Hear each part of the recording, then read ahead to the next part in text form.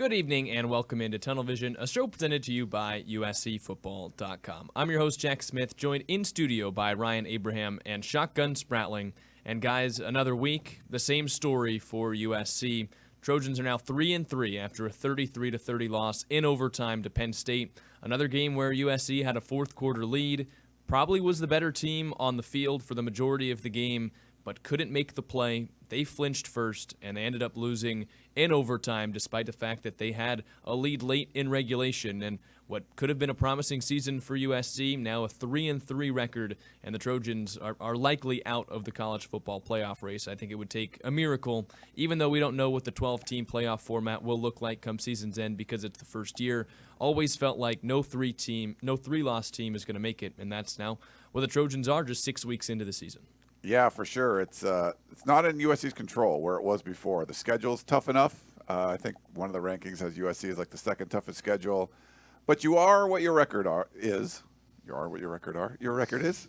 And USC's record is 3-3. 1-3 in the Big Ten, officially a middling team in the new conference, which is not acceptable for USC fans, which I'm sure we're going to hear from a few tonight. We'll cover thoughts on the game, but we're going to do live calls. We're live on YouTube. We're live on Facebook. So if you put comments in either one of those, Jack can pull them up on the screen. We want to make this more about you, a little therapy session. We can do that. And you can call 5124-TUNNEL if you want to call in. I think we already have a call in the queue. We'll try to take more calls today. I tested it. It should be working. So we'll do that. But, yeah, it's a tough one because I think you have three losses, all three potential last play of the game situation. All three of them were certainly winnable. More excusable to lose to like a defending national champion or the number 4 team in the country, though you were in the lead and late in both of those games. Not as excusable to lose to Minnesota in any shape or fashion, but you have been in these close games. You were close against LSU, and you won that one. Well, the other 3 close ones after that, you lost them all. And it's just coming down to, are you making the play or not? Or separating yourself so one play or one officiating call or whatever doesn't matter. And USC just hasn't been able to do that. So we can talk about the game some, but it's tough because this is year 3 of the Lincoln Riley era, and he took over a complete dumpster fire. And I will give him credit for turning it to an 11-win team, winning the Heisman and all that. But he's lost 8 of his last 13 games in year 3, and that's just not good enough. And I get it. He was saying, you're closer than it looks like, that people are just going to look at the record. You have to look at the record because that's where you are. That's what USC is. They're a 3-3 team that's 1-3 in conference play, and that's not good enough for a team that improved a lot of other aspects of their program, including hiring a guy like Lincoln Riley that's gone to college football playoffs and won Heismans and all that. They need to be better than where they are right now, and it's completely understandable that fans are pissed off about it. Yeah, you're 3-3, so you are what your record is, just like you said. But I'm going to say some things that people are going to agree with. I'm going to say some things that people are probably going to get mad and want to throw things at their YouTube for, or your Facebook, whichever one you're on. This team is getting better, and that's maybe the most disappointing thing. Is like they figured out how to make amends with the offensive line. How could they cover up the offensive line a little bit? This team is getting better as far as younger players are stepping up. Devin Tompkins starts the game. You're seeing younger guys get in there and make some plays. But they can't finish games. Yeah. And that comes back to the coaching, whether it be becoming very conservative at the end of the game. He did the same thing at the end of the first half, was pretty conservative. Did the same thing after they had both the interceptions. They only got 6 points off those. Those were 3-and-out drives. I mean, they ended in a field goal, but, didn't do anything. I think it was 6 plays and 0 yards on those 2 great opportunities. Yeah, those are killers. You go up 21-3 instead of 17-3, and it just has a different feel. And you can put that dagger in a little bit earlier and kill their momentum. You can kill their soul before they get a chance to get any momentum, and then give them a little bit of credit for you give up the lead. Now it's 20-20, 30-30, whatever it was, or 23-23, and they drive down and get the go-ahead touchdown with 5 minutes left. But then someone's got to step up and make that one more play, and that's the thing that's missing right now. They had opportunities, 4th and 7. And I was surprised to see Penn State go for it. 4.5 minutes left. You got all 3 timeouts. Yeah, that was a weird one. You trust your defense, right? If you're Penn State, that's the strength of their team. No, they're going to let Drew Aller go out there and throw it. USC can't get off the field. 4th and 10. You have a free rusher. Doesn't get touched. You can't get him down. Kamari Ramsey it would have been a difficult interception, but had a chance at an interception. Like all these small plays that USC just can't get over the hump on. And then if you want to throw the officiating in there too, whether you agree or disagree with the officiating, big plays for USC, they're called back. The one right before the half, 17-yard run, you have the illegal low block. Then you have the long throw to Deuce Robinson called back, and that was definitely a holding on Woody Marks on that one. But yeah, that was a bad one. There's just it's just been bad as far as the Big Ten officiating across the board. Just things that aren't called on both teams. I mean, the Minnesota game, you can look back and the play that ended up in an interception of Miller Moss. There's a false start on 2 of the USC offensive linemen. Doesn't get called. Yeah. In this game, there's a 3rd and 10 right before the 4th and 10. They end up calling timeout. You got Drew Aller jumping up and down. There's a false start. It doesn't get called. And these are very visible on these are not even TV. the ones, the pass interferences and things like that where, it's a judgment call. These are pretty evident, pretty easy calls to make, and they're not making those. So the officiating hasn't been good, and it's hurt USC probably more than it's hurt their opponents. But they still have the opportunities to make that one more play, and they just they don't have that killer instinct right now. And you thought coming out of the LSU game, it's like they have the chemistry, they have they get this big win that should help propel them, and whatever it is, they don't have that one person to go make that play. On the offense side, you got Woody Marks, but then at the end of the games, you don't run the ball ever. Yeah. So when you don't run the ball and use your best offensive player, it's going to make it more difficult to be able to to be able to make that big play. On the defensive side, you got Kamari Ramsey, but Eric Gentry being out, Anthony Lucas getting banged up both the last 2 games. Those are your best players on those level, and Eric Gentry was the biggest playmaker. And so if Kamari Ramsey doesn't make a play, which he did, tipped the interception that Easton Mascarenas had a really nice catch on, but if he doesn't make a play, who is going to make a play? The defensive front can't get any pressure at all. They have to start sending 5 or 6 guys. They've done really well actually with sending like corner blitzes and stuff, but then you're leaving your safeties one-on-one. 100%. And that's Tyler Warren was able to eat over and over and over in this game, and give a lot of credit to Andy Kolenicki, the offense coordinator from Penn State. I was really impressed with the game plan and all the different ways that they were able to get the ball to Tyler Warren. Now, I know he snapped the ball, he did all these different things, but the way they schemed him in different regards to get the ball to him was really nice. And you expect that out of Lincoln Riley on the other side, and they haven't been able to find a way to do that, to get Zachariah Branch, something open and easy, or, and they don't block well enough on the screens for Zachariah Branch. Now, give Lincoln Riley credit for the Quentin Joyner. Yeah, that was cool. Used Zachariah Branch as the decoy. Great blocking. The decoy on that play took 6 guys. There were 6 defenders that went to the left side of the field, meaning there were only 5 on the right side, and Quentin Joyner had 3 offensive linemen, a tight end, and a wide receiver downfield for those 5 guys. So that's how you get an explosive play. So where's some more creativity like that? They've tried some different things, and they don't execute well enough. You give credit to Woody Marks on that run where it was supposed to be a throwback. It was basically going to be a flea flicker, and he realized that's not going to work. They just do not execute things well enough, and that's the difference. It's the details. Nick Saban would always say it's all in the details. You look at Alabama, they've got not quite as much talent as last year, but they shouldn't be in a dogfight with Vandy and a dogfight with South Carolina. Yeah. And you watch those games, and it's very detailed, small things. And I think that's the thing with USC. They are not detail-oriented enough. They're not talented enough to make up for those, lack of covering those details. I thought it was actually pretty interesting, and I mentioned it on Instant Analysis with Connor.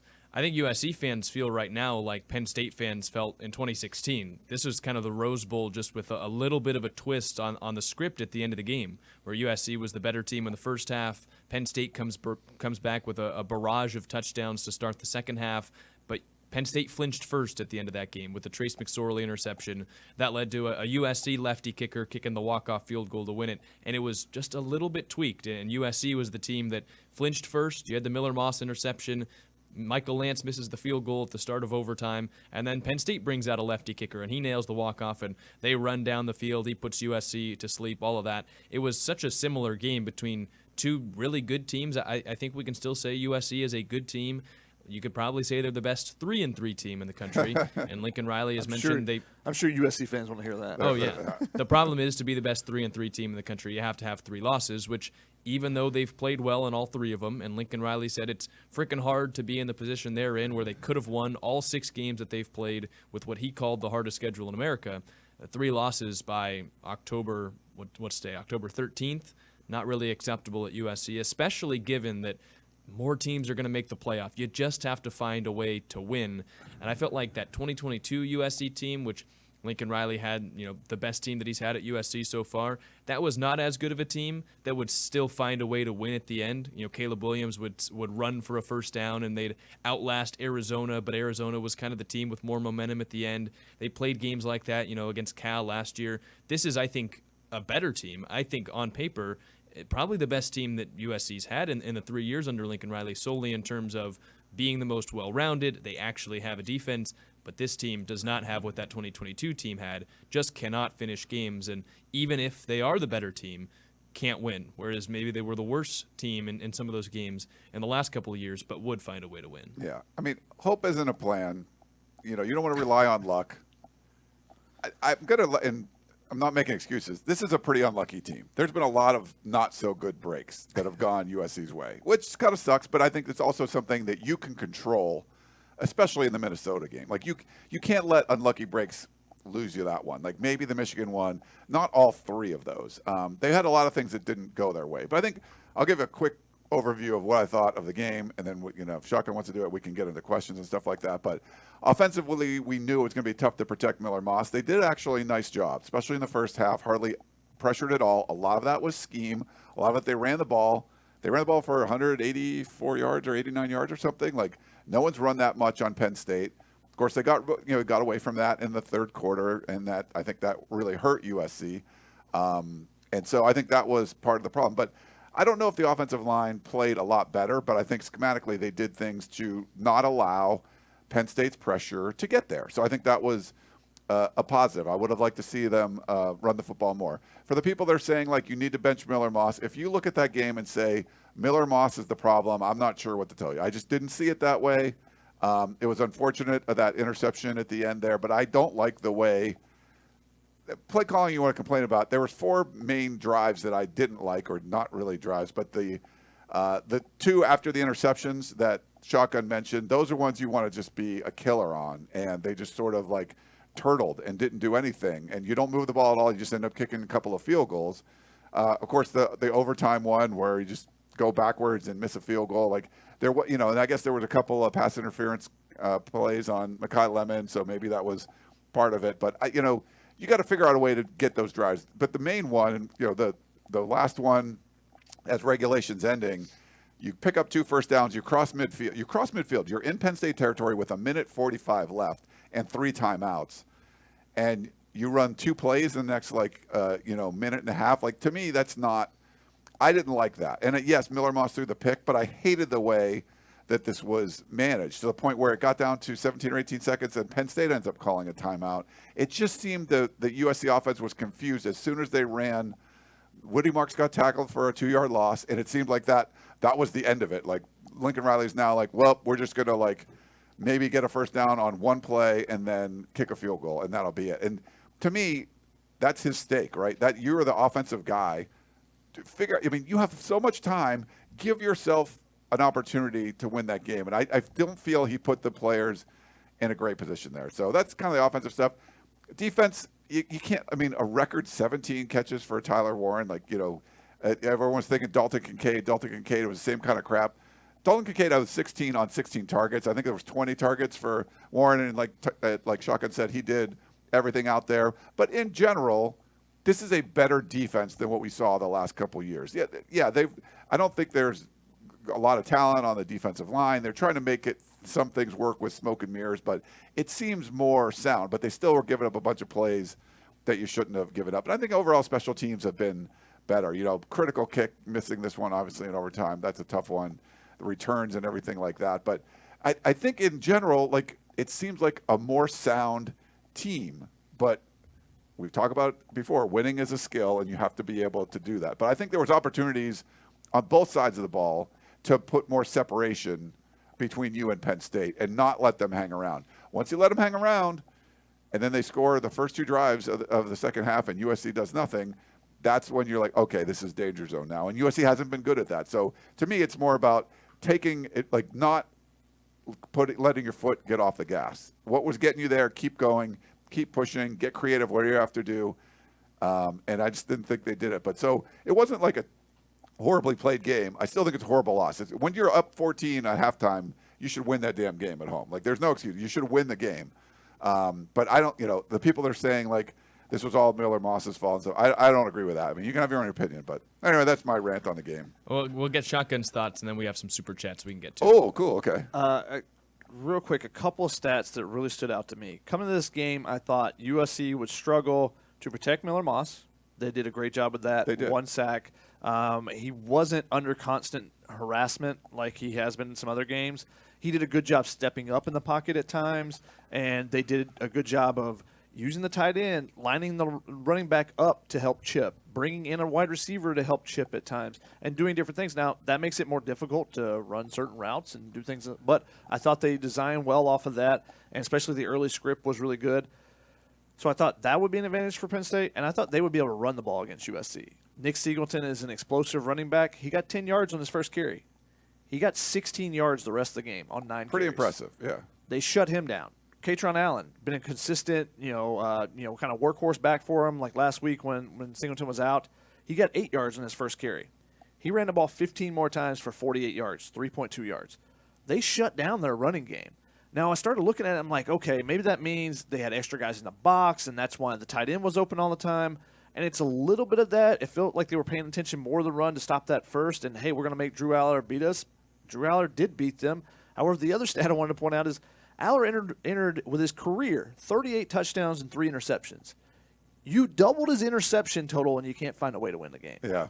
A guy that's never thrown multiple interceptions in a game. Now, one of them was the Hail Mary at the end, so even – still getting 2 interceptions on him, and you only got 6 points out of it, and both of them were right there in scoring position. I did not like the play calling, especially in the second one, to take a deep shot first. Yeah. And then I think there was a run. Like, it's a little bit predictable, the way that they will at times when they get around that area, if they take a deep shot, they're immediately going to run the next time, and it'll get 2 yards, and then you get it 3rd and long.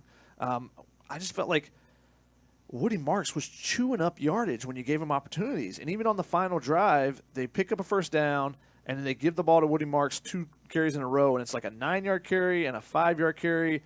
They give it to Quentin Joyner. On the next play, it's 4 yards. You're in a great spot. And I think that's when it was like there's like a minute and a half left, and you just had to pass the ball then. Like, the run is working. The offensive line was getting downfield. I thought the offensive line, I did say that they were protected by the play calling as far as pass protection. I thought they were really good in the run game, getting on their secondary blocks and things like that. I think this offensive line is getting better. Now, the play calling definitely helped them as far as pass protection, but I think you're seeing improvements from Elijah Page. I think you're seeing improvements from Lonnie Noah as far as getting downfield on their blocks and things. And if the run game can become something that they actually lean on, now that's a big question mark if they will actually do that. I think that it has an opportunity for this team to continue to get better on the offensive end, and it's not improbable for them to run off 6 wins to end the season. They beat 9-3, and that's why everyone says, "Oh, the playoff is out of the question." Technically, you would think that 3 losses, but we don't really know. Yeah, it's just you're not in control of it. Definitely not in control. You need some stuff to happen. And so I would think that too. Like, you lose 3, you're out. But Vegas still has given them a 9% chance. Now, it's a very slim chance, and, hey, they got to win 6 games, and they can't win, these 3 that have lost by 13 points. They're right in all these games. They haven't found a way to win. So what's going to, suddenly put them over the top? I don't know. But they are getting better, it seems like. Now, the big question will be if they can stay healthy or not, because you lose someone like Anthony Lucas, who left the game again.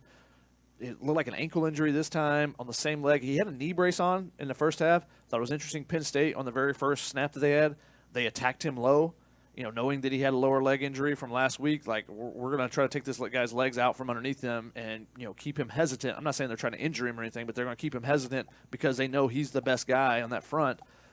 So that was kind of their early mission against Anthony Lucas. But he leaves the game again. Wonder if he's going to be available this week. Keely Arnold's been, struggling with shoulder problems and stuff. He had some guys cramping and stuff as well. But Gavin Meyer leaves the game on a cart in the first half. Now, he did come back in the game. He was taped up more on his hand, so I don't know if they carted him off just because it would be faster. I don't know, but that was kind of strange. But, yeah, if one or two more guys go down in key spots, you get really worried about what this team can be and, who they could lose to the rest of the way. Though some of those young guys, Jade Abasiri looked a lot better this week than last week. Desmond Stevens, obviously, huge play there. Had amazing. A couple times where he's attacking and it gets a little bit out of a place, but that's what's going to happen with young guys. Then the interception, and I mentioned somebody else earlier too, but some of those young guys are stepping up a little bit, and with their opportunities that they're getting. And Devin Tompkins stepping in, nearly had another sack himself. Great push-pull on an offensive lineman once again. So he gets the start. He's moving his way up the depth chart. So that's what they're relying on the young guys. They played more of them this game. We'll see if those guys continue to get better, if the team continues to get better as the season goes along. They have an opportunity. I know no one wants to hear that after that game that they just blew, but we'll see how they continue to progress as to whether this team we think they're a good team still that can't find a way to win. Can they be a good team that gets better as the season goes along, and then as they do that, find ways to win as the season goes on? We'll see. It starts with another cross-country trip. Yeah. Where, what is it, 3-10 now? With 2 losses by UCLA and 1 by USC for the 2 time zones in the Big Ten. Yeah, so you got to get that first Big Ten road win. You got to get the first travel win, all that stuff. Yeah. Of all the 3 losses, I think this is the one where you look at you tell people this is how the game's going to go, and it's like, okay, that's a USC win, right? Michigan, I feel like USC wouldn't have been lucky to get a win against Michigan, but you say, oh, Miller Moss is going to get pressured this many times, hit this many times, he's going to throw a pick 6. It's on the road. You'd assume Michigan's going to win that one. I don't think they played all that well at Minnesota. I thought they looked pretty flat. But if you're saying Drew Aller's going to double his career interception total, they're only going to allow 1 sack to this vaunted defensive front, they're going to win the turnover battle. They're going to stop the run game. They're the home team. Penn State's going on the road for the first time in 4 weeks.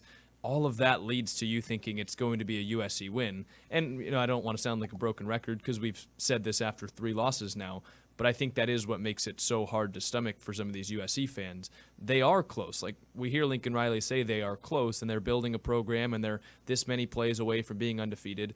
You roll your eyes at that. Technically, it's true. No one wants to hear it after a 3-3 start, but I think they are close. It's just they could rattle off 6 wins, be on the doorstep of the playoffs, and then you're like, wow, if we just won one of those 3 that we lost early in the year, that's the position that this team has put itself in. And they could rattle off wins, or they could, turn away like they did last year, where once they were eliminated from the perception of playoff chances, the team really faded down the stretch. Now, I think the culture is better with this year's team. I think you did see a lot of fight, but you never know what's going to happen with college kids in a locker room where the media and everyone is telling them, you're not going to make the playoff. You see yourself out of the rankings for a few weeks and you start doubting yourself as a team.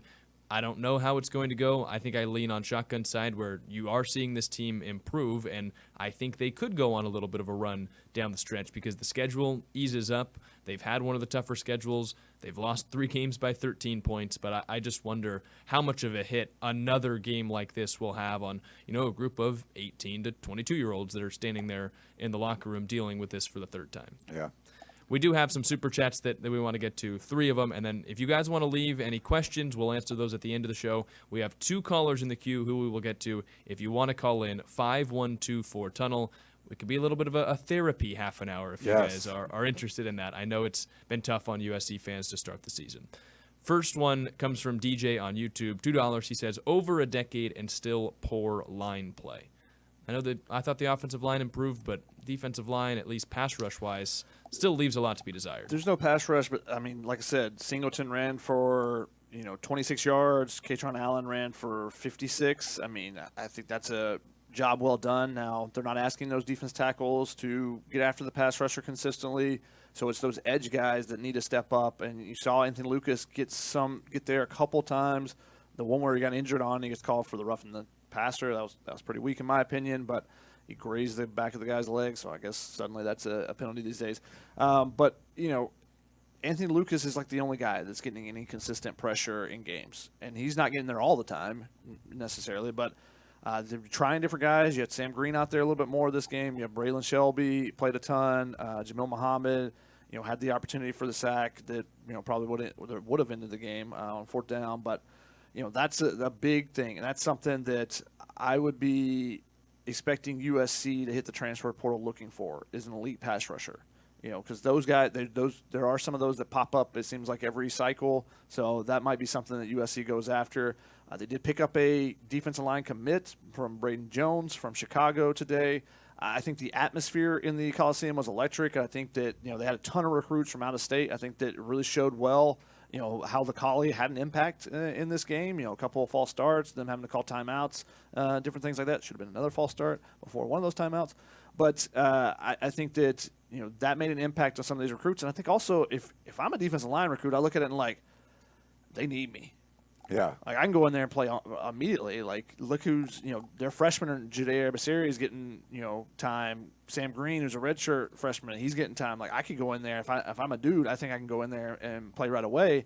And USC had Kevin Wynn, a 4 or 5-star guy from Georgia.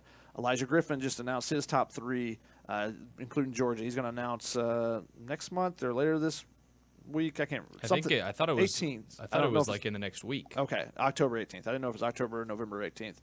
So he's going to announce soon. That's a 5-star guy. I think he's the number 1 defensive tackle in the nation. Justice Terry's still out there. USC previously had committed Benny Patterson, a 3-star commit from Indiana, who's committed to Cincinnati. A 3-star prospect from Cincinnati. Defensive line was there. So a ton of guys and a lot of younger players. There were some big boys on the sideline before the game. I'm looking around like, goodness, they actually got some beef out here. Maybe that's all the out-of-state guys. I don't necessarily know, but I thought that there was, that game should give them some recruiting momentum, even though they did lose. Now, if they would have won, I think that would have boosted a little bit.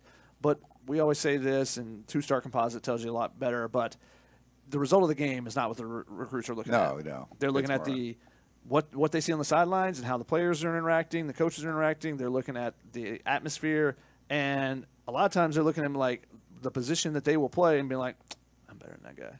Yeah. If they had me, this would have been different, that type of thing. So if they're really interested in the school, those type of things happen. So you gave that guy a lot for $2, by the way. I know, but I'm throwing some recruiting in there. You know how it happens. We do have recruiting questions that we'll get to when we hit the question part of the show. More super chats though. Michael S with $5 left a super chat on, I believe, YouTube. Says 2 straight games the USC defense can't make stops on the final drive. Is Danton Lynn out of his? I bet he says depth. Danton Lynn out of his depth. No, I mean, I like I said earlier, I think the defense is playing a lot better than what we've seen the last couple of years, but it's not perfect. There's definitely holes, and I think you're seeing schematically Danton Lynn trying to cover up some of those things. To be able to take away Michigan's run game was significant. I mean, we've seen USC do that. Like LSU wanted to run the ball. They have NFL offensive tackles. Their line is better than USC's defensive line. They figured out a way to limit the run. Garrett Nussmeier had a pretty big game, and I think Drew Aller, who you didn't expect him to, until this year he didn't throw the ball down the field a whole lot. He made some spectacular plays there and got away from the rush and got the ball to his receivers. Of course, Tyler Warren getting to him 17 times I think helps. But you're feeling like, I think in general, looking at the defense, I'm saying, hey, this is I feel more comfortable with this defense than any of the points in the last couple of years. 2 years ago when they're just picking every ball off. Is it cool that Deuce Robinson has more interceptions than the entire USC secondary? No, that's not good. The linebackers have a bunch. They've made some plays. The linebackers keep leading the team in tackles.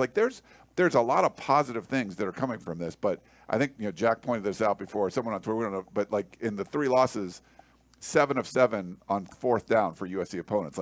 One play, you got to make one of those plays, and you probably win that game. So I think they're better, they're close, but I wouldn't look at this defense and go, man, they stink like you saw the last couple of years. Last couple of years you could say, man, that defense stinks. I think they're trying to make, lemonade out of lemon. Yeah. And maybe you have a little bit of chicken dung instead of full-on chicken stuff. But I'm not blaming the defense. There's some plays that were missed, and part of the bad luck of this, Jamil Muhammad is freaking there, and he doesn't get it. And I mean, you got to tip your cap that Drew Aller made a bunch of great plays, and that's what cost USC. But USC had opportunities on all phases to kind of separate themselves more, and they didn't do it. But I wouldn't be like, oh, the defense is, Danton Lynn is in over his skis or whatever. I don't buy that at all. I think he's doing a really good job for what he has. I just think he's limited in what he can do right now. I agree. With the pass rush not being able to get there on its own. He's towards the end of the game, he was bringing 5, 6 guys. So you bring 6 guys, it is man-to-man across the board. 5-on-5. So you can't help out John Humphrey one-on-one if you wanted to. You can't, leave an underneath linebacker to try to be in the way. You can't do those things when you're having to bring 6 guys to try to get pressure. So you're just limited in what you can do, and that's why earlier in the game when they weren't bringing that many, Drew Aller just stand back there and had time to let Tyler Warren run as many routes as he want. He can go in and out, in and out, in and out because he had all the time in the world. So I think that's a big part of it. Another thing you mentioned, the 4th down. 2 of those were on 4th and goal too. So of course they would have, if they get one of those.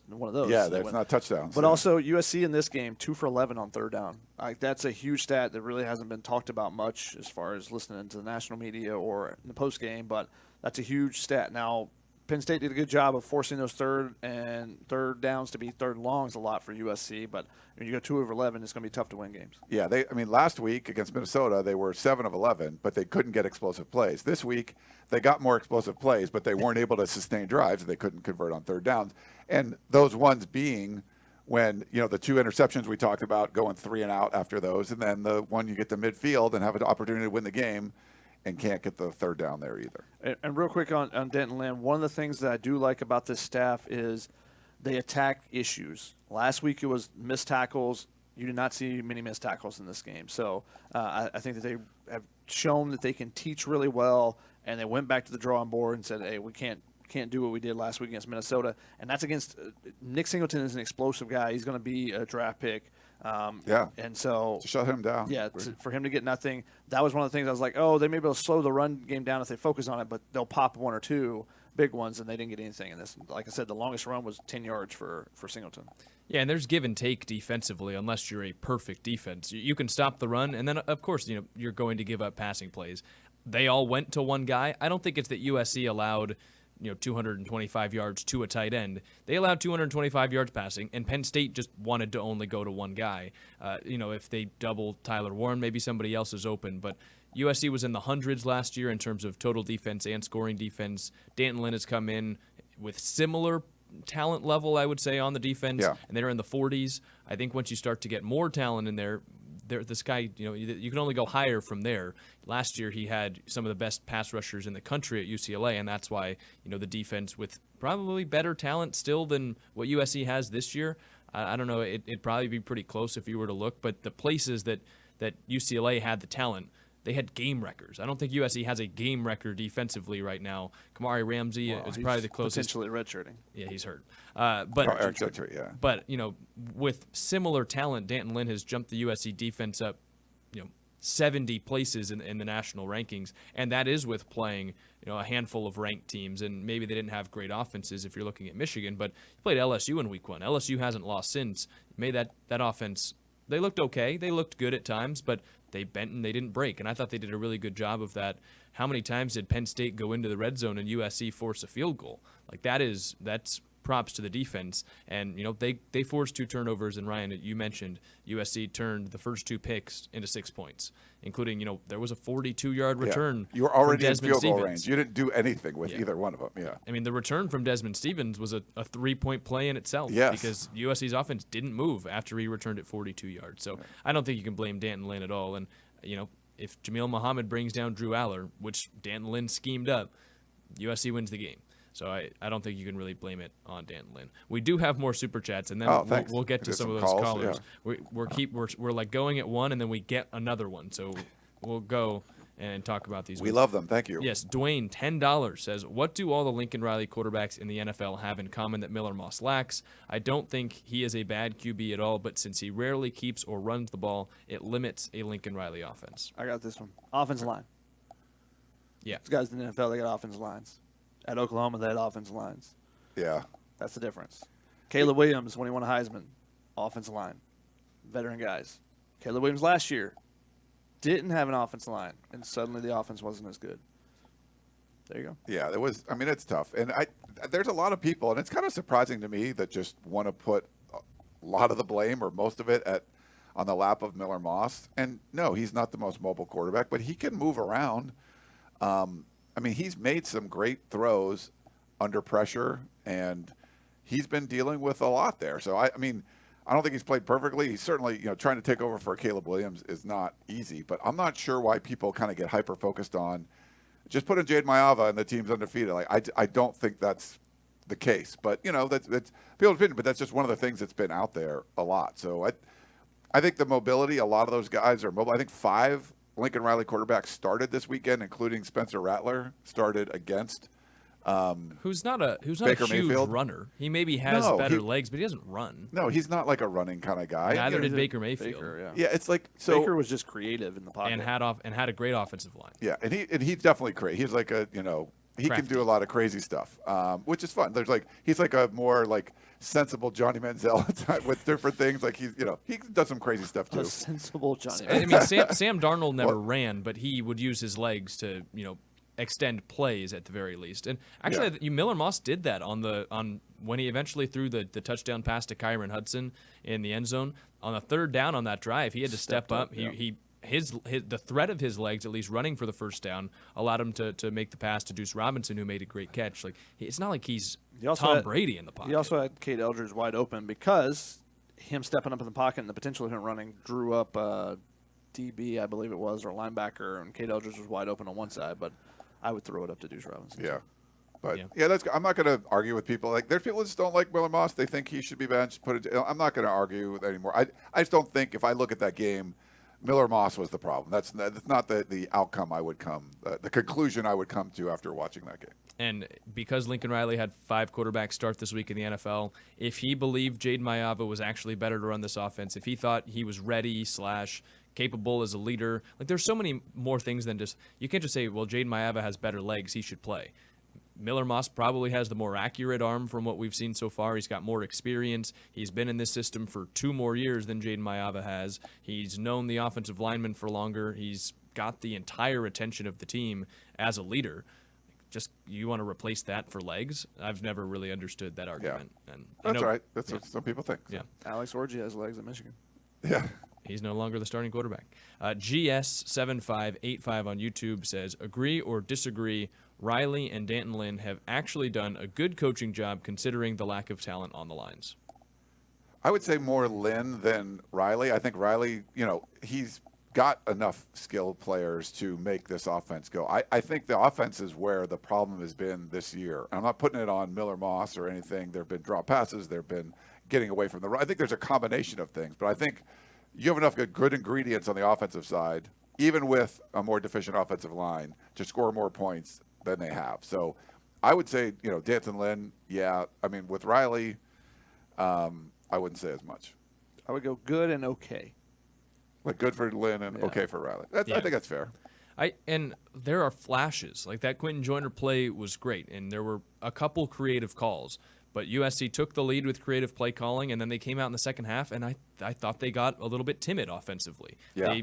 They were running the ball so well, then they got away from the run. And when they did run, it would be the run that you see all the time. They'd run it into the teeth of the defense. You saw it at Michigan, and they'd get 2 yards. And then because that one run was shut down, okay, it's passing for the rest of the drive. Yeah, you're right. Yeah. Woody Marks has already reached a career high in terms of rushing yards in a season in his career, and it's on under 100 carries. And he's just not getting the ball a ton. And when he's getting the ball a ton, Quentin Joyner's not. He had his first 2 touches were touchdowns. I don't think he touched the ball again, and I believe he had 3 touches in the entire game. Yeah. And they were all in the first half. PJ Fleck kind of said it in his post-game press conference. It's like USC was successful running the ball, but you just felt like they didn't want to. And I think that's kind of what it is. And that, like you mentioned, Jack, that one play, you get the negative, and now we're getting away from it. Oh, they can't run the ball again. I don't know why, but that's why I would say Lincoln Riley's done like an okay job. I mean, I think he did a good job scheming up a way to not let one of the best pass rushers in the country just harass Miller Moss endlessly. I thought that was a really nice, way to do that. But it was all working and stuff, and then the third quarter, and it just kind of fell apart. But. Yeah. All right, we're drowning in super chats. They ran for 4.95 yards per carry without the 75-yard run. You're averaging 5 yards a carry, and in the fourth quarter they ran for 5 yards a carry. Yeah. How many times did they run in the fourth quarter? 7 carries for 35 yards, 6 for Woody Marks for 31, and then the 1 for Quentin Joyner. Like when they gave it a chance, it was working. So Miller Moss in the first, 40 minutes of the game had 16 pass attempts. In the final 20 minutes, then he had 18. So he had more pass attempts in the final third of the game than he did in the first 2/3. Yeah. Yeah. All right, one more super chat, and then we can get to some of these live callers. They keep coming in. Michael on YouTube, $5. He says, why can't USC recruit top offensive line talent like they recruit top wide receiver talent? $1 million question. Yeah, no, it's It's not $100 a $1 million question. There's more wide receiver talent in Southern California. That's where it starts. Then there is offensive line talent. You have a better history of wide receivers at USC, both olden days, Keyshawn Johnson and Mike Williams, and recently Drake London and Michael Pittman and Amon-Ra St. Brown. It's a wide receiver school, and you have an offense that is catered towards skill players rather than guys that are going to run the ball. Like the Penn State, you would want to go there for be an offensive lineman because they motion the left guard to go and crush somebody. They throw in an extra lineman multiple times in the game. So even if you're not in the starting lineup, you're like, well, I might still get in for a couple plays this game. So like it's offensive line is one of those positions where if you're not starting, you're not playing. But they cater more to the offensive line than the USC the offense does, and so that lends you to get more offensive line talent. Yeah, and I think recruiting has changed. It is more of a market now, and there's scarcity, and we saw in the portal this last go around. I think LSU was trying to get defensive tackles. A lot of people were. USC was, and you weren't able to get them. Who got them? Like there's like a crown jewel of NIL schools like the Oregons and Texases, and we saw Ohio State, Tennessee is in there. Those are the schools that got the big coveted defensive linemen because there was a scarcity. There just wasn't that many of them. And I think the same thing on the offensive line. And we're seeing Oregon be able to recruit California well because they're as far as NIL goes, I mean, they're probably unmatched, but they're as good as anybody in the country. So I think USC's building towards getting towards that. And I think I talked to Shotgun about this or something. It's tough because USC's NIL is getting a lot better, but you're not in the upper echelon, the top 4 or whatever right now. But you could go out and get some 5-star linemen from Southern California that Oregon wants badly that they're going to overpay for, and you just say, we are overpaying for this guy. We're going to use all of the regular USC recruiting stuff, and we're getting him. We know they shouldn't pay this much money for a dude, but do it just to get a win against her. I think you kind of get to that point now. But the recruiting game has changed. It's a market, and linemen are more scarce, and it's harder to get them. So it's going to cost a lot more money to get those guys. And I think USC is getting better in that aspect of it. But, man, I think you kind of go out and just make a statement. I've told people at USC this. Like, you got to make a statement and just overpay for some dude. Just get them. Don't let Oregon get all those guys. Yep. Ryan, I don't know if you have the ability to mute anyone in the chat, but I think there's someone that people are upset with that's telling people to leave USCfootball.com, and it's kind of attacking other people in the chat. Where is this? Priya with a brown username. I don't know if you have the ability to just mute it. Yeah. Some inflammatory stuff. Gone. All right. We have people in the call room that we can get to. Let's get to them. If you want to call in, again, 5124-TUNNEL to share your thoughts, but we will start it off with our first caller. Hi, caller. You're on Tunnel Vision. Can you hear us? Hello, can you guys hear me? Yep. Hey, guys, it's QQD. Tough losses, same response in the post-game interviews. From yesterday's performance, there's no excuses when you lose the game and still have all 3 timeouts in regulation. Do you think Lincoln Riley needs to be professionally media trained in terms of saying better phrases that won't make him look bad? And second, in terms of the O-line, do you think we move on from Henson? It just seems like he gets paid and produces poor starting offensive lines during the season. That's Dave in Iowa, right? I think so. That's our it buddy. Didn't come up on the name didn't come up on the lists, but I think they give media training to players and stuff. I mean, when you're getting paid north of 8 figures or whatever, I think you have your own people for all that kind of stuff. And if the PR blowback for some of Lincoln Riley's answers, it's not easy to answer questions when you're losing. And I think Lincoln Riley's had some deficiencies when he's done that. But yeah, I don't know. I don't think that's something that USC could. I'm sure like if Jen Cohen or whatever was like, hey man, we're going to do something here. But that guy makes a ton of money. I think he's got his own people to kind of figure all that stuff out, I would guess. Yeah, and then on Josh Henson, he's not going anywhere right now.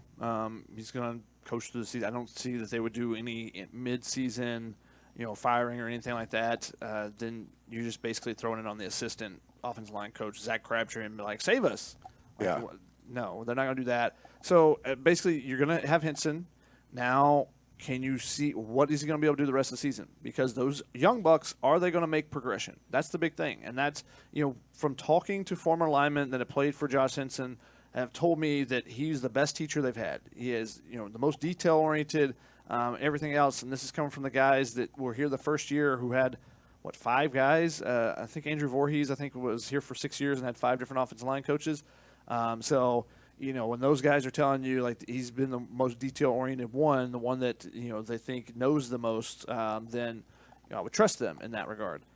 They just don't have the talent. They have to do better in the recruiting game and get more talent so that they have depth of talent as well. That's the thing is right now, do you really trust 6, 7, 8 on their roster that they have to throw them in? They've been fortunate to not have any offensive line injuries really so far through the first half of the season because, some of the schools, when you have a spate of offensive line injuries, that would be real bad for USC, I think. You just have no experience at all. And it'd be kind of like the end of the Minnesota game when they're running at 4 guys that had, basically less than 200 career defensive snaps, maybe a little bit more of that with Anthony Beavers, but the other 3 guys had less than 100 total. So, that's the inexperience factor. And so they've been fortunate so far. We'll see how the season progresses with those guys, if they continue to get better or if there's a regression or how that kind of plays out.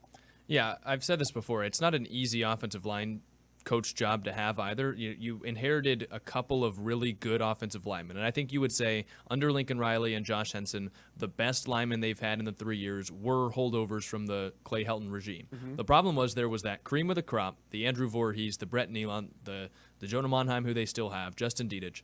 Everybody below that was not that good and wasn't going to be, great starter material for a team that wanted to make a run at the playoff. And I think you're seeing that a little bit with Mason Murphy this year, but you've also seen other guys that were below those guys just not even fully pan out at USC. So they had those guys, and those guys started for a couple years, and now you're seeing the first couple recruits from the Lincoln Riley and Josh Henson era, and they're starting as redshirt freshmen. Those other programs that USC has seen with good offensive lines this year, whether it's Penn State or LSU, but specifically Michigan, they don't have redshirt freshmen start on the offensive line, even if they're 4-star guys. Maybe a 5-star comes in and starts at Oregon or at Texas as a true sophomore or a redshirt freshman. But Michigan lost all 5 offensive line starters from a year ago that led them to the national championship. They replaced them with seniors and redshirt seniors and redshirt junior transfers from Northwestern, not a redshirt freshman left tackle and a redshirt freshman right guard. That's just not a winning formula. And it's not those players' fault, and I don't think you can even put it on Josh Henson, because what are they going to do? Like, they're bringing in the first wave of their guys. They'd like to trust their guys, but you can't, you don't recruit them out of high school, and then in 1 year they teleport to being redshirt seniors. It's a thing with time. I think it will help USC in the long run that these guys are playing now, but there's nothing you can really do about it until you stack some years, which is the argument for why Jim Harbaugh worked at Michigan, is because they gave him a grace period and he built up the program. And I'm not saying Lincoln Riley is going to do exactly what Jim Harbaugh did, but if these redshirt freshmen are playing now and they play until they're redshirt juniors and maybe they get drafted then, or maybe they're all the way here until they're redshirt seniors, the recruits that they continue to bring in behind those guys won't have to start as freshmen. That's how you build a good offensive line. That's how you build in the trenches. You can't do it in 1 year unless you go to the transfer portal, which USC tried. It didn't work because those guys weren't great, because the offensive linemen that hit the portal aren't good enough to play at their former schools, or they're looking for something better, but they're not the kind of guys that are. Most guys, if they're entering the portal, their teams would pay $1 million to keep them around. Let's put it this way. USC has had Elijah Page is the first 4-star that has actually contributed besides Justin Dietich. Justin Dietich is the only one on the offensive line since their vaunted 2017 class, when they had Austin Jackson, Elijah Vera Tucker, Jalen McKenzie. Jalen McKenzie was the worst one of the worst rated of the group. Brett Nealon and Andrew Voorhees. At all 5 of those guys in the same class, and they all became starters for USC, multi-year guys. Since then, they've had 1 or 2 guys, Justin Dietich and then Elijah Page, the only other 4-star. And they finally get a 4-star guy in Jason Zenamella, and he gets homesick and leaves before the spring game ends. Yeah. So it's recruiting. It all goes back to recruiting. Yeah. So when that 2017 class was gone, all those guys I just mentioned, Now it's on the coaching staff to basically build with a bunch of guys. Either you can get transfers in, like you mentioned. There are not a lot of elite players out there. There are a couple. There's a Caden Proctor out there every once in a while, but those guys are the highest figure, and USC was not spending that money in the previous cycles. They were trying to get stopgaps and trying to trust their young guys to develop, like Elijah Page, and now they're having to rely on those guys, and so it takes time for them to get some experience. And Caden Proctor, I'm pretty sure, entered the portal, went to Iowa, and then transferred back to where he was before. Well, like Michigan has, Miles Hinton is from Stanford, and like 3 or 4 of their offensive linemen are transfers. So it's not like you can't find transfers out there, but those guys have been there for multiple years now. A lot of those guys. Yeah. So it's hard to find plug and play guys. There are a few, there are a handful, maybe 4 or 5 a year, but again, super expensive. And Lincoln Riley would prefer to build through high school recruiting. That's his preference. He's mentioned that many times, but it's not a realistic thing right now because it would have helped if they could have got someone in that could have been at least a rotational guy just to add the depth, because now you are in trouble if they have a couple injuries, and thankfully they have not had that so far. Yeah, and even rotational guys, if you're pitching them on a rotational role, they could go make money somewhere else, probably as a starter. So it's a hard job, and I think that's a roundabout way of saying that Josh Henson doesn't have an easy job this year. And, we'll see if these guys continue to develop, because I think Alani Noah and Elijah Page have over the last couple of weeks, and that probably comes down to coaching at the end of the day. But, Dave, thank you for the question. Thanks, Dave. A couple more callers in the queue. We'll go to Jake. I believe Jake wants to talk about NIL money. Welcome on to Tunnel Vision. I'll take it. Yeah, thank you for taking the call. And real quick, just to, with everybody that says fire Coach Lincoln Riley, I'll remind them the team's 3-3, toughest schedule in the country. They easily could have been 6-0. But my question is, how in the world is a school like USC with George Lucas, Jeannie Buss, all these deep pocket alumni, how are they being outspent by the Oregon Ducks? Is it just Nike, or how could that be? Yes. Good answer. It is mainly Nike. It's Phil Knight. How much does Jeannie Buss care about USC football? Yeah. Million things just to care because about. you have an alumni that has a bunch of money, if they are not invested in football, then it doesn't matter to them. That's why schools like Auburn or Texas A&M have their alumni that are $1 million people. They're millionaires or billionaires that they have. There's no other game in town. So a lot of times they're very prideful of their university they came from, whereas like some people that go to USC go on and get multiple other degrees, and maybe one of them's from UCLA, maybe one of them's from somewhere else, and you may not have that same affinity unless you went to games when you were in college and different things like that. So how many ultra supportive invested people do USC have? They have some. Will Smith is one. Has been one of the front runners for some of the NIL efforts for USC, and they've had people that are in the real estate business and different things like that do have some money, are very invested in the program, but they can always use more. So, and every dollar counts, is what House of Victory would tell you. Yeah, we went to the tailgate on Saturday. It was a lot of fun. So you can help if you're a fan. You can step up and do it. But yeah, I don't think George Lucas is like paying for defensive tackles where Phil Knight gets a call and like, hey, we need this defensive tackle. He writes a check. Like that's just Well, Division Street, they have it. They set up very well with a bunch of ex-Nike executives that are running the collective and all that stuff. I mean, it's just – but he's powering – you have a billionaire that really cares about your team winning and will spend what it needs to spend to get it happen. Like, he's been doing this for decades, and now you can actually pay players like this. It's kind of crazy. Yeah, there's a ton of actors and directors and stuff that all come through USC's. Like, how many of those invested? I mean, Will Ferrell might be some guy that they could hit up because, he's obviously comes to games and different things. But yeah. They have to care about football, too. Exactly. Just because you're an actor doesn't mean you're a big football fan. No, that's my point. That's what I'm saying. Will Ferrell is one guy that does actually come to some games. Bobby wants to talk about Lincoln Riley. He said he called last season. He's calling again. Bobby, welcome to Tunnel Vision. Welcome back, Bob. Good afternoon or good evening. Shotgun's nice to see you, Ryan. I called last year to ask for Lincoln Riley's firing. I'm doing it again. People keep talking about 3-3. In my country, it's 5-8 with a Heisman Trophy winner, and second year coaching, he doesn't go through the transfer portal. He's got the Rolls Royce of quarterback. He's got a Heisman Trophy winner, and he still can't find an offensive lineman. This is his third season. Michigan scored 20-something points He throws the ball less than 100 yards. Lincoln Riley's the most overrated. No, hold on a second. Is that Pete Arbogast saying that Tyler Warren has another catch? The defense is getting better. 17 catches. That's excellent work performance over 3 games, not 1 game. 17 games. And it is the most ridiculous thing. The dream coach that I'm thinking of so badly right now is Brian Flores of the Vikings. That he could come in here and do. All right. Okay. Appreciate. I think we get where Bobby's going. Yeah, Bobby, I'm not that sure was- Brian Flores is the greatest fit. I think he got in a lot of trouble with the Dolphins for being kind of a horrible person leading the organization for a little bit. But it's a feeling shared by a good amount of the fan base. He seems to be doing fine right now. I mean, Yeah. we had multiple Vikings players and coaches there, former USC, a lot 'Cause they're of on former guys from that Rose Bowl team and from other eras as well. There's a lot of alum that were there for the game as well. Michael Hutchings being a coach, linebacker coach for the Vikings, Yeah. and Sam Darnold, their quarterback.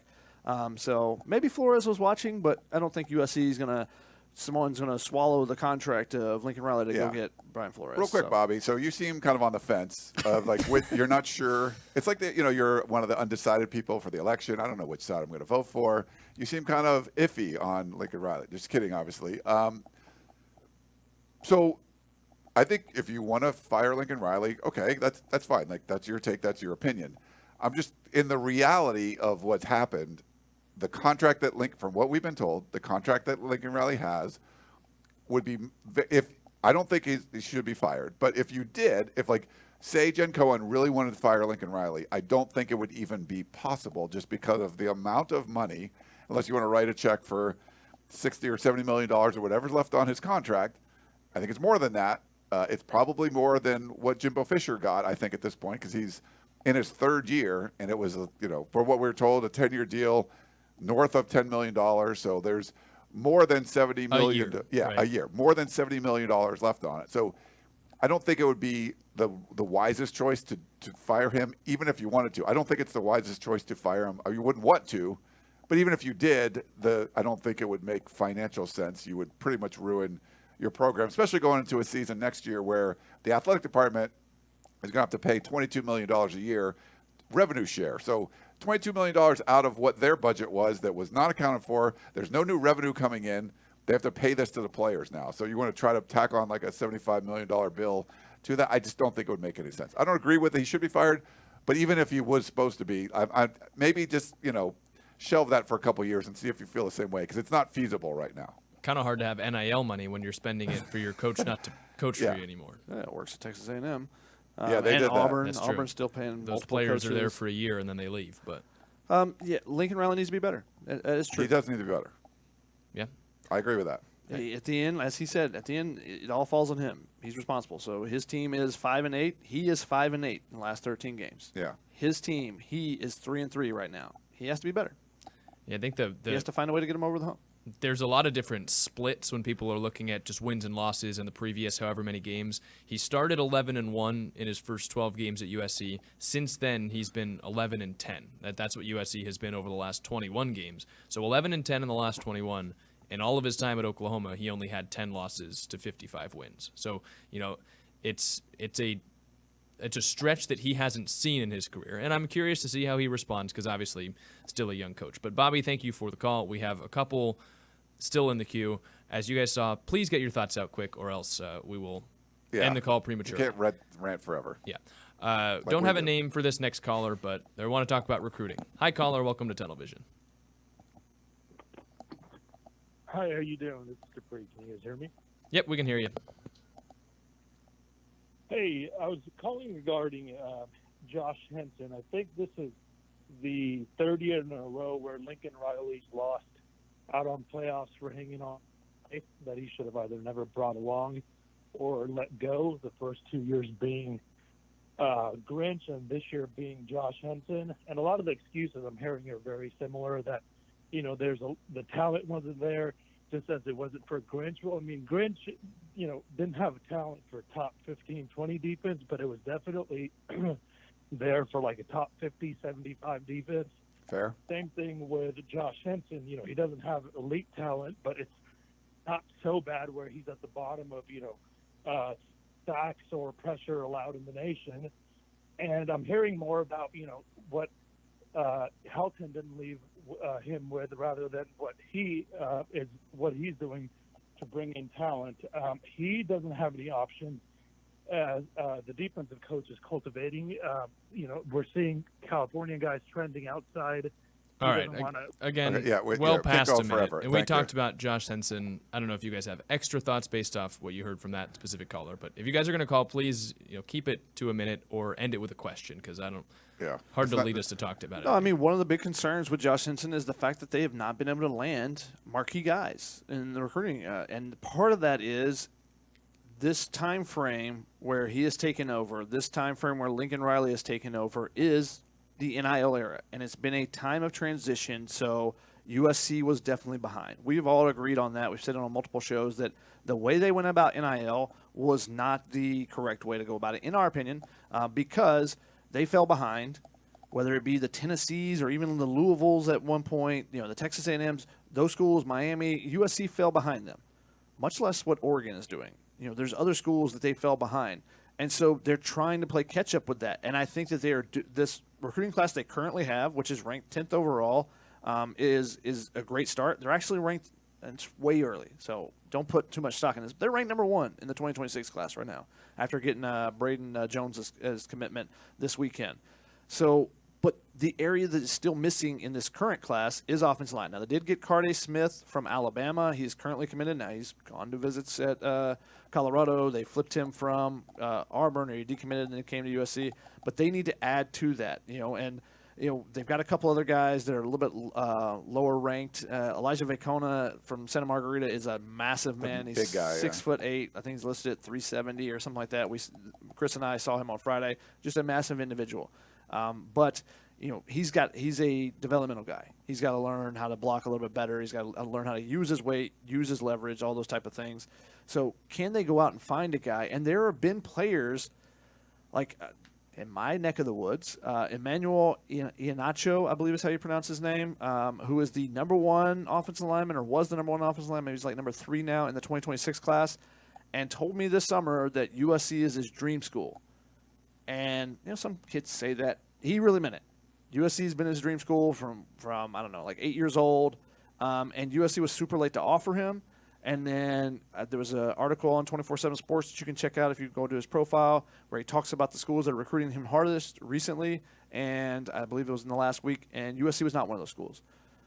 If you got this massive man, and he is a huge dude, giant hands, grip, strength, all that type stuff, tremendous handshake, and he's not a guy that's been on their list to be really targeting. Those are the marquee type players they need to be going to get. Now, like I said, they went and got Jason Zandamela, the number 1 center in the country.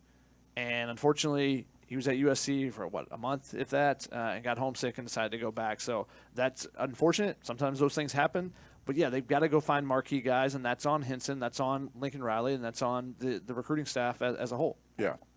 Yeah, I would agree. We have a couple more callers in the queue. Ryan, would you rather go to those or start some questions? Let's get the callers. We want to do some therapy, but keep it tight. All right. Cut off, hard cut it a minute. Diego wants to talk about Quentin Joyner. We'll bring Diego on. Hi, Diego. You're on Tunnel Vision. Hi, thank you for taking my call.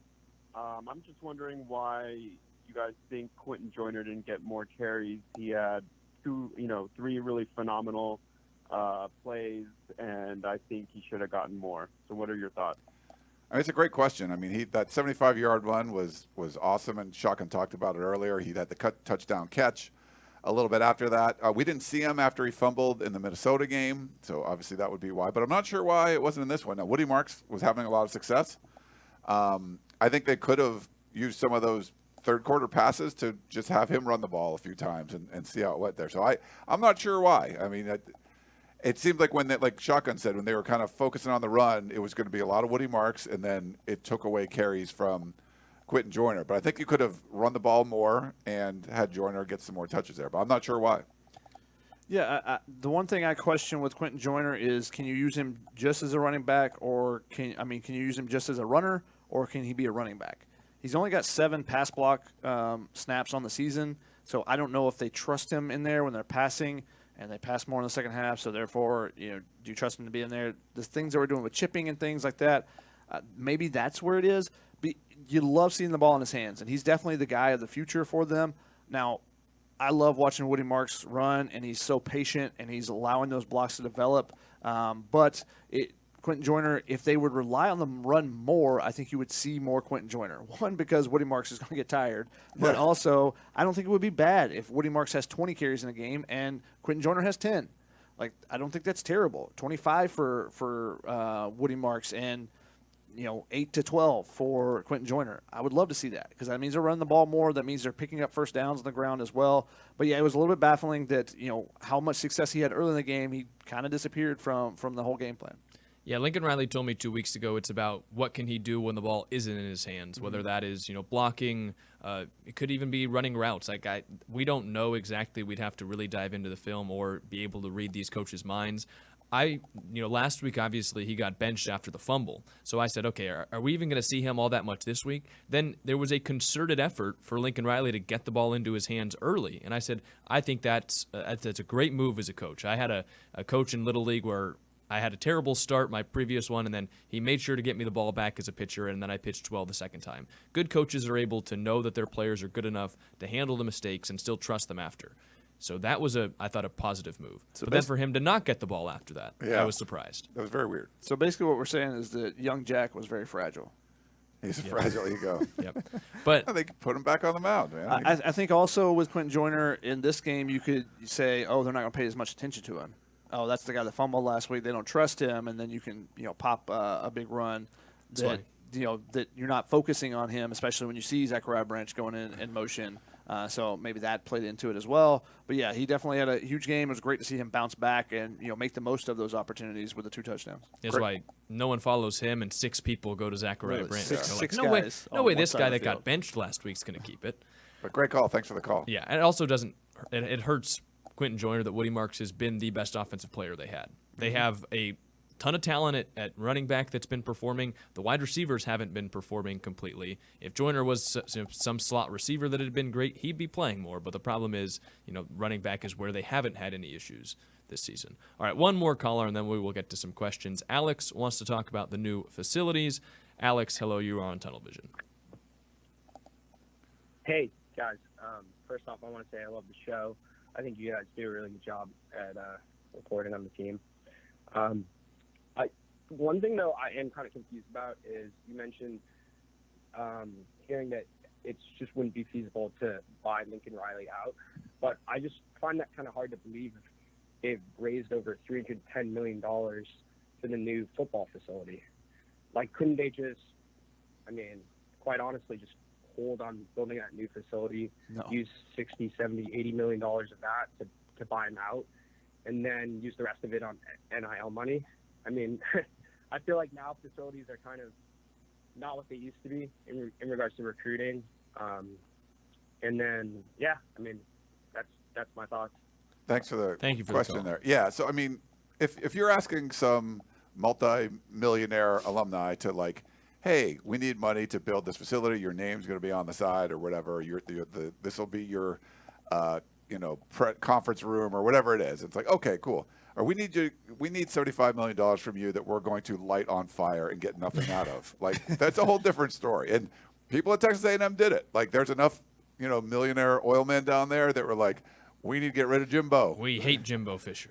Here's my $75 million. Light it on fire. Throw it $76 million. Throw it in the river. Whatever. I don't think you're getting a lot of that. And that's if USC wanted to fire him, which I do not believe anyone does. So, but I just don't think it would be feasible, and I don't think anyone wants to do it. Plus, also, you got to keep those relationships so that those millionaires continue to give money versus being like, "Hey, thanks for that money. We're going to use it somewhere else." And then maybe you even get sued for fraud or something. Then they promised me this, and they're already building everything. Everything's being built. That's all. We'll just leave this hole in the ground for now. They moved the baseball team. They've got rid of the practice field. Players almost get hit by cars crossing the street. They need this building.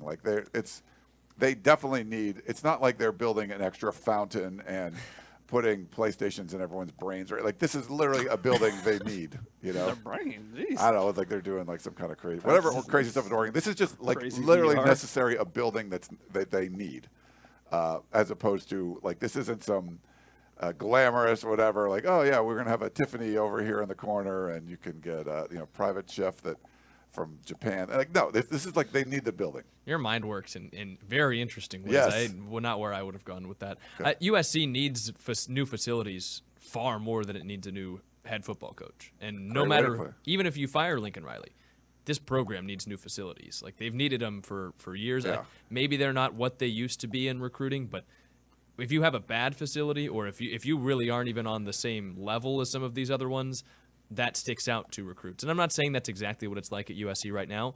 They would have needed if you fire Lincoln Riley, you use $75 million to buy him out, and then you bring in a new coach, that coach is going to come in, and the first thing they're going to say is, I want new facilities, please. Or you may not be able to get the new coach. Yeah. Because if you are not putting the infrastructure in place, this was the same thing with the previous regime said that they tried to provide the infrastructure for Clay Helton before making a move on him, because they knew if they did fire Clay Helton, then the next coach is not going to want to come in if there's no infrastructure. And so they were trying to build up all the support staff, all the things like that. And facilities is one of them. You know, it makes it that much more of a difficulty to sell a job to someone if you say, hey, come here, and you're going to be behind in all these facets. Riley wouldn't have took the job if they didn't promise the facilities and all that kind of stuff. So I would say they'll have the facilities done in 2026.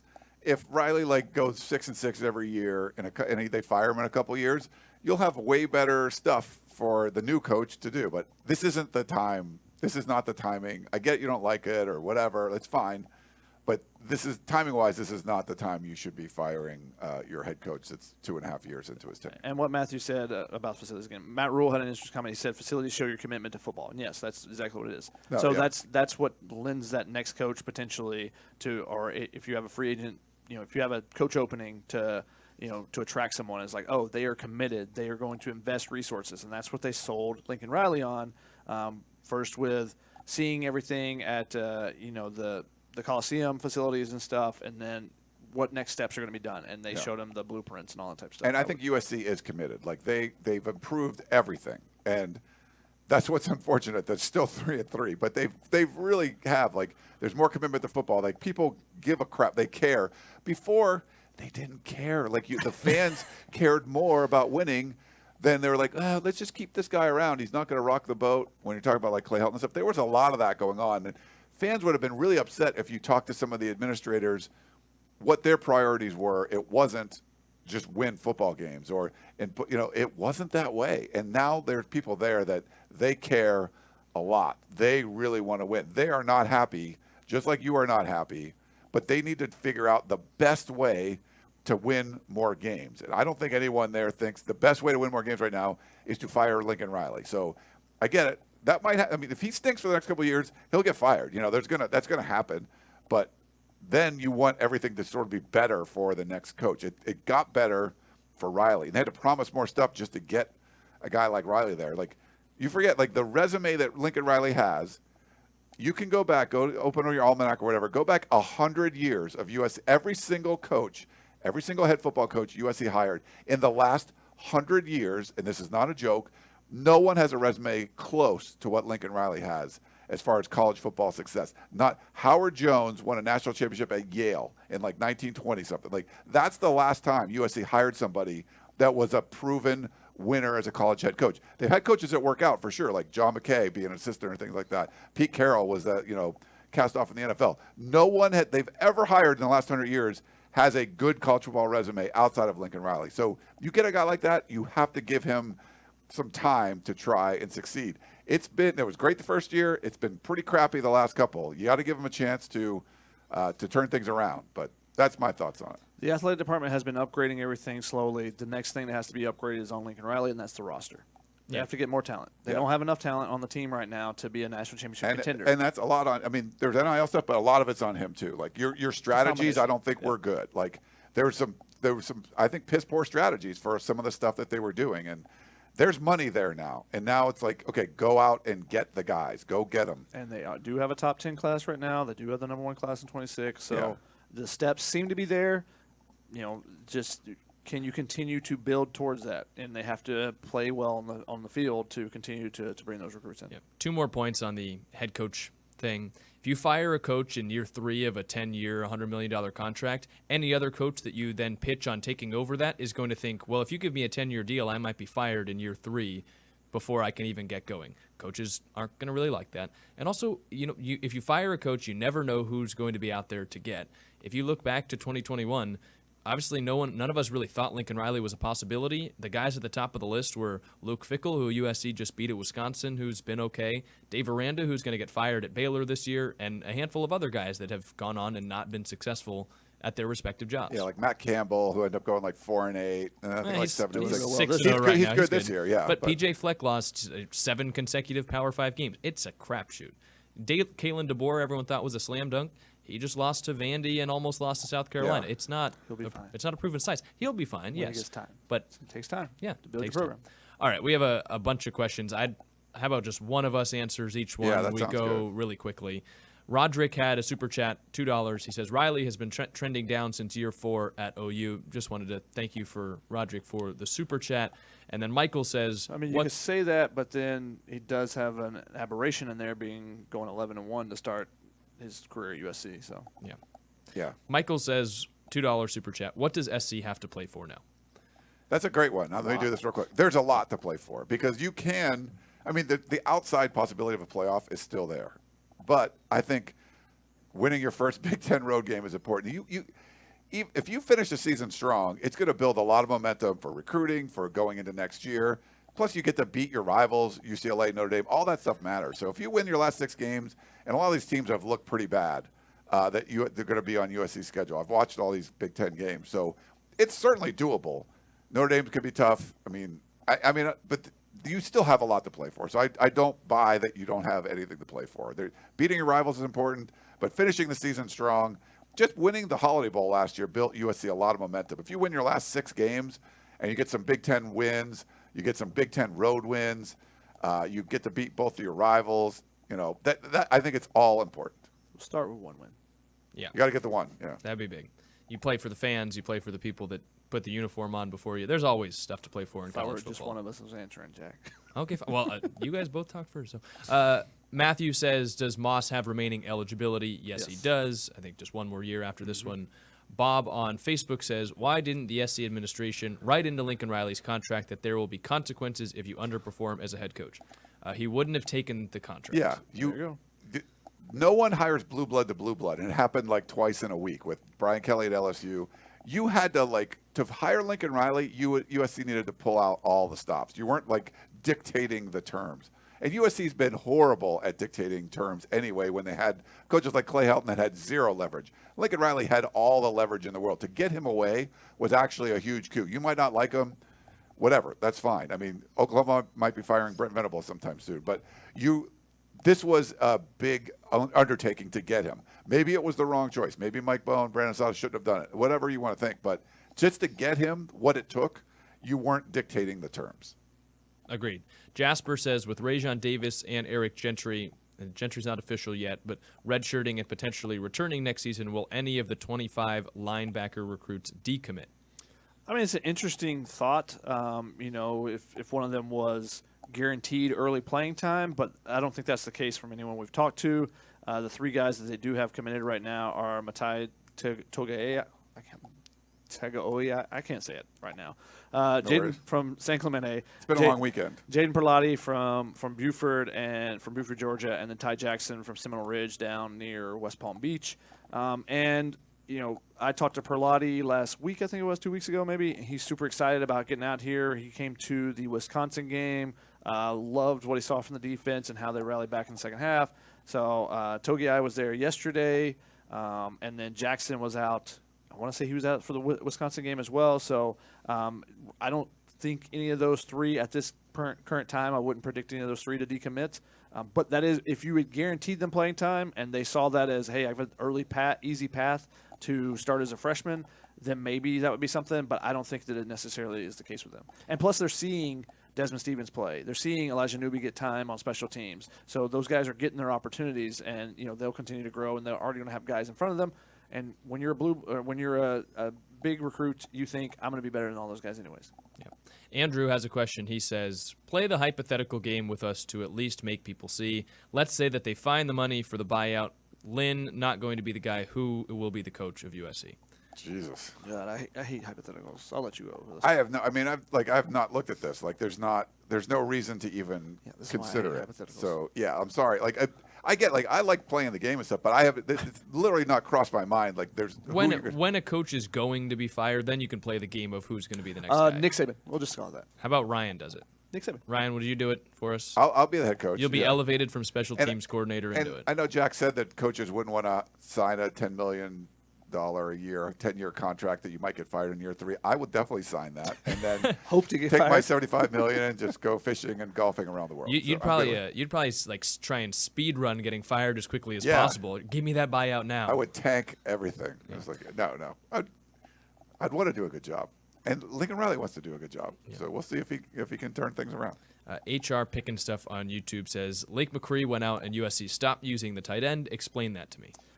Because he's their best option. He can catch the ball, he can block, and right now they kind of have a blocker in Cade Eldridge and they have a pass catcher in Walker Lyons. They don't have the guy that can do both at this moment, and those two guys, it's just because they're inexperienced. Cade Eldridge played in the Holiday Bowl. That was his only playing time until the season, being the backup. And then Walker Lyons obviously hasn't played football in 2.5 years, basically. So, 2.5, maybe 3 years, because he was injured his senior year, the first game, and then he went on his mission. So that's the big thing. And I think it's been, I mentioned this on Thursday or the Helium Boys last week, is like that's an element that's been missing for them. And they've had to have extra guys stay in to block and help out because they don't have Lake McCree anymore. We have a handful of more questions. We'll keep getting to them. If we don't get to your question, we apologize. There are a lot of them. No, we have no apologies. David says, Woody Marks is team MVP. Agree, question mark? I'm going to say yes. But I mean, he's up there for sure. I mean, if we were re-ranking our most important players right now, Eric Gentry would be number 1 for me. Like, look at how different the defense is without him. And that's the whole premise of our most important player series that we do. Yeah. Guy says, what was the roughing the passer where USC touched the guy's foot and he flopped? Or what was that? Anthony Lucas, was coming off the edge, and then he stumbled and it seemed to hurt his ankle on the same leg that he hurt his knee last week. Falls in the back and brushes the leg of Aller, and your quarterback, if you get touched, you just you turn into Neymar. You just go rolling around on the ground, and they called it. Yeah. John says, is Riley regressing as a coach, play caller, recruiting, etc.? I saw this question in there a million times. Wanted to at least put it up there. I mean, I don't think. I mean, it's a different situation. Taking over for a legend that's a well-oiled machine and rebuilding a once powerful, empire. And I think that's what he's trying to do. And I think he's made some really good decisions, and I think he's made some bad ones that he would probably like to have back. So I think he feels like he's getting better. Like, this team is definitely better than 3-3, but you are your record. You're 3-3. So no, I wouldn't say regressing, but I think there's been more growing pains for sure, figuring out how to go with the way you need to go and the new landscape of college football and all that. And maybe not, and maybe the money wasn't there, but I don't think Lincoln Riley was embracing the whole NIL thing. And there's a lot of coaches that weren't, and some got out of it. They're just like, this, we're not doing it. Just because Lincoln Riley's a younger coach doesn't mean he was, willing to drop bags. I mean, there's a lot of coaches, even young coaches, concerned that paying one player a whole bunch of money in the same locker room with a guy that's not getting as much money could cause a lot of problems. I mean, there's issues, but I think you're starting to see now that dudes are getting paid. And if you don't think that's going to be the way, then you're going to be left behind. So I think he's progressing. I don't think he's being, but there's been some growing pains along the way. We had a question from Brian with a super chat. I was just going to say I missed the super chat. Okay, so he said, can we talk potential offensive coordinator help for Coach Riley so he can focus on game clock management and challenging the horse blank officiating? And this is a challenge that all the offensive coordinator head coaches go through. Lane Kiffin as well, Steve Sarkisian. If you're calling the plays, it is that much more difficult to then be able to call the plays, be able to focus on your offense and what adjustments you need to make while the defense is on the field, while also being present and being the CEO of the defensive side of the special teams and everything like that. It's a big challenge. Are you going to take the play calling away from Lincoln Riley? I don't think you are, because he's been rated one of the best play callers in the country pretty consistently. His offenses have been really good. They haven't averaged less than 40 points per game until right now, and the season's not over, so we'll see if they progress there. But yeah, it is something that he has struggled with at times, trying to balance all those things. And it's not just him; it's any of those guys. Lane Kiffin did it at USC. Steve Sarkisian's had his issues too. So anytime you're doing multiple things, that's why a lot of coaches have the head coach title and don't do coordinator, and they just go focus on being over the top because it is that extra burden. He did bring in Luke Heward. Well, gave Luke Heward the quarterback coaching job, so that was some duties that were taken away. But even when he did that, it sounded like, it's like taking away a part of you. Like that's what he's been. Like he's a young head coach, and that's sort of who he's been. Maybe he figures out. I don't think next year he's not going to be the play caller or anything. But, long term, maybe it is a thing because that's what makes you you.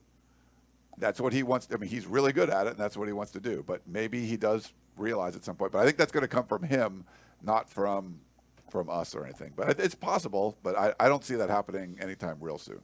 All right, a lot of questions that we have kind